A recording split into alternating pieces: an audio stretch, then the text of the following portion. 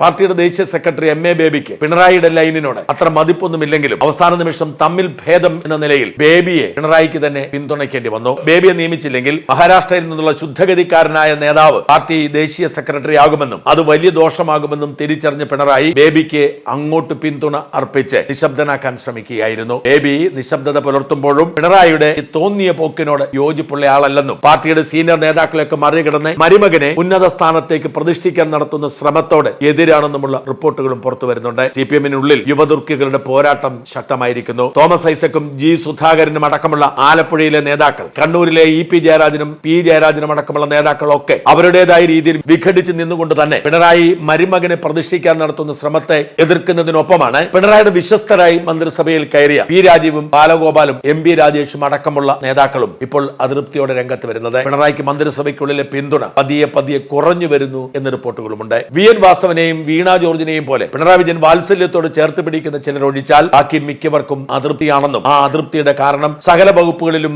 മന്ത്രി മരുമകൻ ചാടിയിറങ്ങി ക്രെഡിറ്റ് അടിക്കാൻ ശ്രമിക്കുന്നതാണെന്നുമാണ് ആരോപണം. അല്ലെങ്കിൽ എങ്ങനെയാണ് പൊതുമരാമത്ത് വകുപ്പിന് ഒരു റോളുമില്ലാത്ത തിരുവനന്തപുരത്തെ സ്മാർട്ട് സിറ്റിയുടെ ഉദ്ഘാടനത്തിന് മുഖമായി പിണറായിക്കൊപ്പം മന്ത്രി മുഹമ്മദ് റിയാസ് എത്തി?